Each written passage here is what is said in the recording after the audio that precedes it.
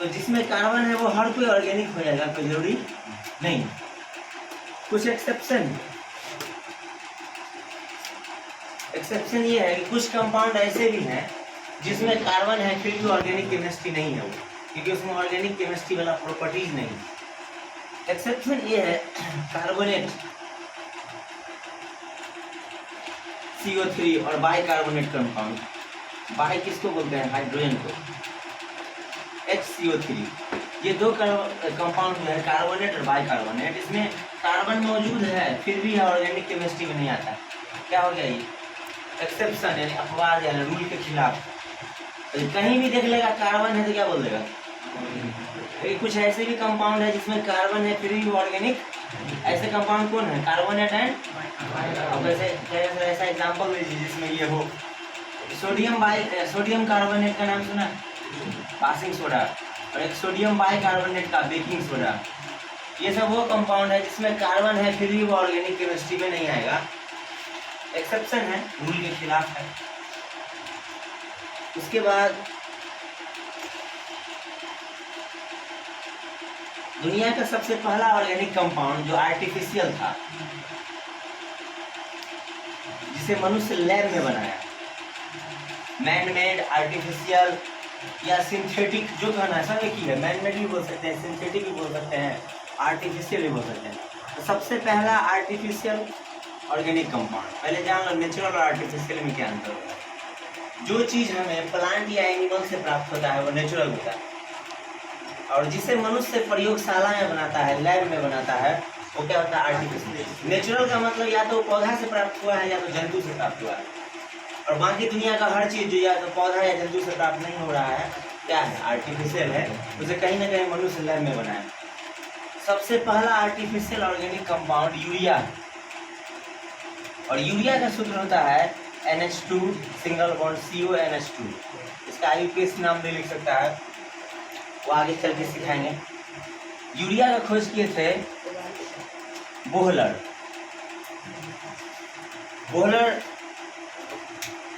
पहले ऐसे वैज्ञानिक हुए हैं जो आर्टिफिशियल ढंग से ऑर्गेनिक कंपाउंड अपने लैब में बनाए। तो पूछेगा दुनिया का सबसे पहला आर्टिफिशियल ऑर्गेनिक कंपाउंड कौन है? या जिसे मनुष्य लैब में बनाया था, कौन बनाया था? बोहलर। यूरिया का फॉर्मूला NH2CONH2। ये पहला आर्टिफिशियल कंपाउंड था दुनिया का। अभी 60,000 से ज़्यादा ऑर्गेनिक कंपाउंड लोग आर्टिफिशियल ढंग से बना चुका है, और करोड़ों ऑर्गेनिक कंपाउंड दुनिया में अभी मौजूद है। लेकिन ये पहला ऑर्गेनिक कंपाउंड था जिसे आर्टिफिशियल ढंग से बनाया गया था लैब में। अब बात करते हैं कार्बन का। आखिर कार्बन के पास इतना सारा कंपाउंड क्यों है? मीथेन, इथेन, प्रोपेन, ब्यूटेन क्यों है? पूरे पीरियडिक टेबल में देख सकता है जितना भी एलिमेंट है, अभी 119 एलिमेंट है। 118 तो तुम्हारे टेबल में ही दिया हुआ है, 119वां का आविष्कार हो चुका है, लेकिन टेबल में अभी नहीं दिया। जितना भी तत्व है सब मिलकर कार्बन इतना कंपाउंड नहीं बना पाता है। अकेले कार्बन के पास 40,000 कंपाउंड है। सोच के देखो, कार्बन के पास कितना कंपाउंड है, और बाकी सारा एलिमेंट मिलकर भी कार्बन इतना ऑर्गेनिक कंपाउंड नहीं बना, कार्बन इतना कंपाउंड नहीं बना पाता है। जैसे नाइट्रोजन है तो क्या बनाएगा? अमोनिया बनाएगा। नाइट्रोजन है तो NO2 बनाएगा, नाइट्रोजन है तो NO3 बनाएगा, N2O5 बनाएगा। ये सब ना कहेंगे क्या? ये सब नाइट्रोजन का कंपाउंड है। इसका कंपाउंड है। ये नाइट्रोजन कितना कंपाउंड बना सकता है अकेले, बता सकते हो? 1,000, 2,000, बहुत हो गया। अकेले कार्बन 40,000 कंपाउंड बनाता। सोच के देखो कितना इसमें क्षमता है। अब बताओ कार्बन में क्या ऐसा गुण है कि बहुत सारा कंपाउंड बनाता है? तो 10th में पढ़ा होगा, कैटिनेशन प्रॉपर्टी बनाता है। कैटिनेशन मतलब क्या है? जुड़ने का नियम। कैटिनेशन का क्या मतलब? एक दूसरे से चैन बनाता है। सिंपल शब्दों में क्या हो सकते हैं? चैन। एक बार में 4 दूसरे से जुड़ेगा, इसलिए कार्बन क्या है? टेट्रावैलेंट है। उसके बाद कार्बन में एक और गुण है, आइसोमेरिज्म बनाता है। इन्हीं सब कारणों से कार्बन के कंपाउंड्स की संख्या बहुत अधिक है। या यूं कह लो कि कार्बन के पास दोस्तों की संख्या बहुत अधिक है। आखिर कार्बन के पास इतना दोस्त क्यों है? चैन बनाता है। दूसरा, टेट्रावैलेंट, एक बार में 4 को से जुड़ता है। तीसरा, आइसोमेरिज्म बनाता है। यही सब वजह से इसके कंपाउंड की संख्या दुनिया में सबसे ज़्यादा है। यूं तो अगर एनसीईआरटी से चलें तो ऑर्गेनिक केमिस्ट्री का पहला चैप्टर है haloalkanes and haloarenes. उसके बाद है अल्कोहल्स, फिनॉल्स, ईथर्स, तीनों एक ही चैप्टर में। उसके बाद है एल्डिहाइड, कार्बोक्सिलिक एसिड। उसके बाद है एमीन्स। उसके बाद biomolecules, polymers, chemistry in everyday life. अंतिम में छोटा छोटा चैप्टर है। लेकिन केमिस्ट्री का कोई भी चैप्टर हो जो उसके टॉपिक्स हैं, 4 ही टॉपिक पढ़ना है। सबसे पहले पढ़ना है नोमेनक्लेचर। कोई भी चैप्टर हो, चाहे हैलो एल्केन्स या हैलो एरिन्स हो, या अल्कोहल्स, फिनॉल्स या ईथर्स हो। उसके बाद पढ़ना है कन्वर्जन। नोमेनक्लेचर के बाद कन्वर्जन। उसके बाद पढ़ना है रिएक्शन मैकेनिज्म। उसके बाद पढ़ना है एटम। यही 4 बात केमिस्ट्री में ऑर्गेनिक हो और कोई भी चैप्टर हो, यही 4 चीज़ पढ़ेंगे। सबसे पहले क्या? नोमेनक्लेचर है, कन्वर्जन है, रिएक्शन मैकेनिज्म है और एटम है। लिखो तो organic chemistry.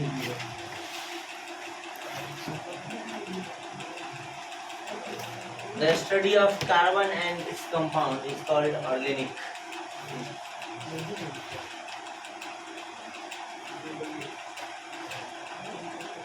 The study of carbon and its compound is called organic.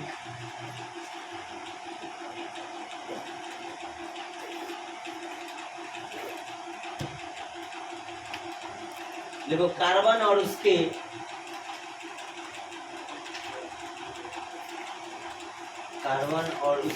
यौगिकों का अध्ययन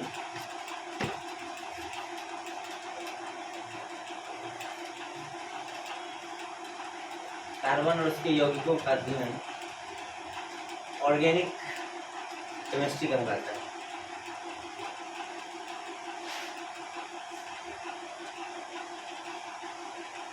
अब इसको रफली ही लिख लो।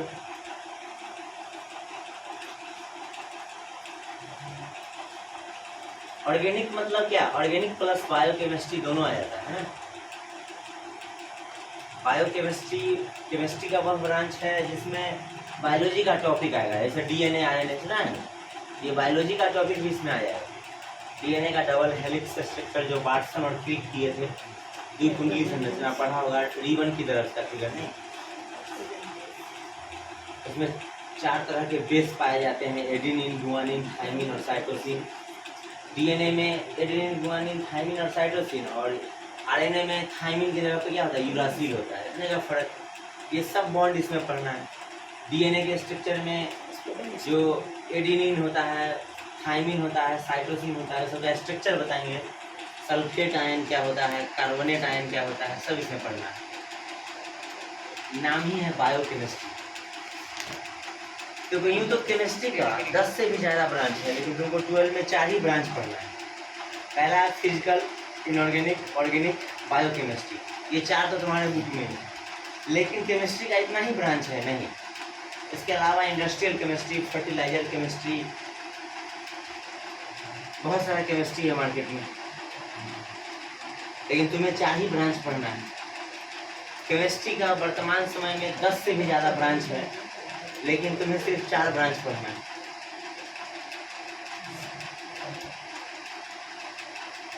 टॉपिक्स लिख लो क्या क्या पढ़ना है। नोमेनक्लेचर, कन्वर्जन, रिएक्शन मैकेनिज्म और एटम।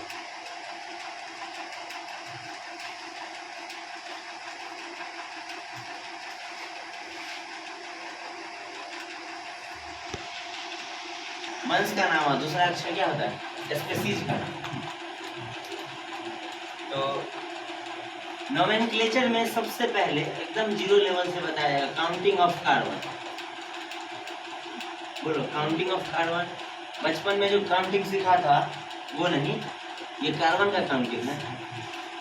कार्बन 1 मीथ, 2 ईथ, टीन प्रोप।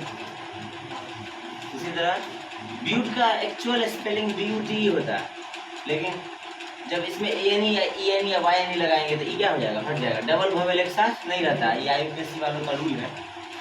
कारण 5 पेंट 6 हेक्स। कहाँ तक जानते हो? 100 तक तो हम पहुँचा ही देंगे, हो सकता है अगले क्लास में 1000 तक लिख दें। डेक कार्बन 11, अनडेक कार्बन 12, दो डेक। अरे बच्चा पैदा लेता है तो उसका छठी के दिन हम लोग नामाकरण करते हैं। ऐसा माना जाता है कि उस दिन ब्रह्मा जी आते हैं, उसका भाग्य लिख देते हैं कि इंटर में फर्स्ट आएगा कि सेकंड आएगा। नहीं, गर्म ऐसा कुछ भी नहीं है। जितना मेहनत करोगे वैसा ही रिजल्ट आएगा। जो कोढ़िया लोग होता है ना, वही भाग्य भरोसे जीता है। लकीर का फकीर वैसे ही लोग होते हैं जो मेहनत करना नहीं जानते। हमारे गांव में तो ऐसे भी लोग हैं भाग्यवादी, खटिया पर सुतल रहता है भर दिन, सोचता है भगवान खाना देंगे तब खाएंगे। कमाने नहीं जाएगा, लेकिन क्या सोचेगा, भगवान खाना देंगे ना तब जाएंगे। अब सोच के देखो, भाग्य भरोसे जिएगा उसका कुछ नहीं होगा। तो हम लोग भी छठी के दिन बबुआ का नामाकरण करते हैं, है कि नहीं?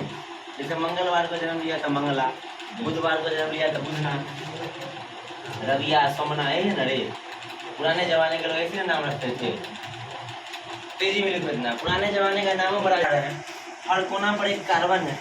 बंद फिगर है कि खुला फिगर? बंद फिगर को कहते हैं साइक्लो। क्लोज फिगर को क्या बोलेंगे? अभी तो हम ऑर्गेनिक कंपाउंड का क्लासिफिकेशन वगैरह नहीं बता रहे, अभी हम लोग नोमेनक्लेचर बता रहे हैं, उसके बाद बताएंगे क्लासिफिकेशन। तो 3 कोना है यानी 3 कार्बन। कार्बन 3 को क्या कहते हैं? प्रोप। और सिंगल बॉन्ड होगा तो ANE, डबल बॉन्ड होगा तो ENE, और ट्रिपल बॉन्ड होगा तो इसमें सिंगल बॉन्ड है तो क्या लगेगा? A। बोलो, बंद फिगर है या खुला? बंद को क्या कहते हैं? और हर कोना पर एक कार्बन होता है, साइक्लोब्यूटेन। इसी प्रकार बोलो क्या लगेगा? साइक्लो लगेगा। और 5 कोना है तो 5 को क्या बोलते हैं? साइक्लोपेंटेन। पेंट है, उसमें क्या लगा देना है? ए है। इसी प्रकार बताओ, 6 है तो 6 को क्या बोलते हैं? साइक्लोहेक्सेन। इसी प्रकार देखते जाओ, एक ही बार लिखना।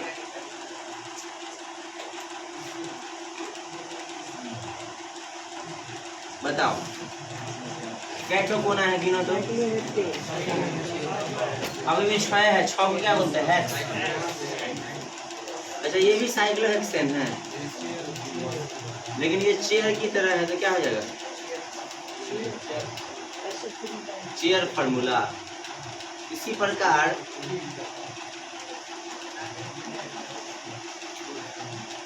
बोलो,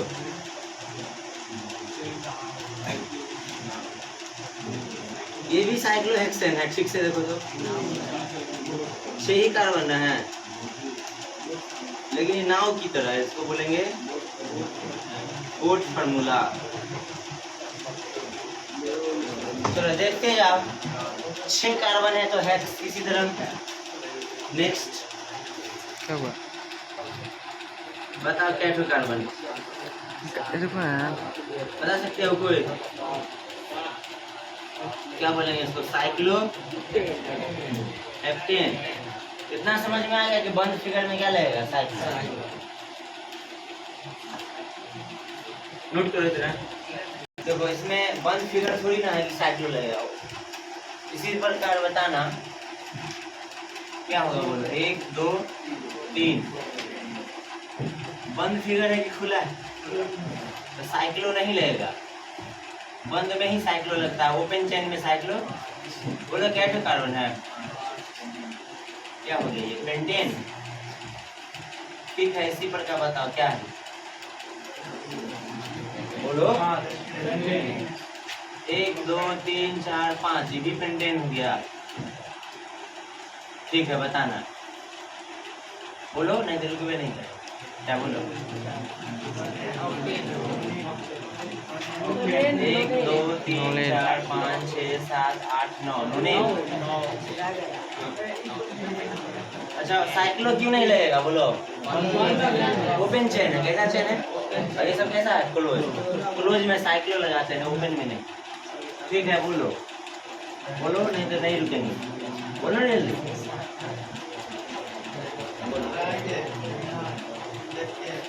तेरह है, 14 है कि 13? जल्दी 14 है। ठीक से गिन लिया ना रे? टेट्राडेकेन। देखो कार्बन 14 को क्या बोलते हैं? टेट्राडेक। उसमें क्या लगा देंगे? ए। अब बताना, बोलो ठीक से गिनो। क्या है? 19 है, 19 है। 17 है, 18 है। ऑक्टाडेकेन क्या हो गया? चलो इसी प्रकार बोलना, बोलो जल्दी नहीं तो नहीं रुकेंगे।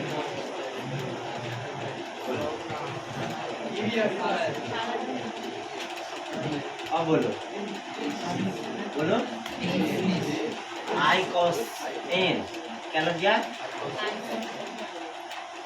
इतना नोट करो।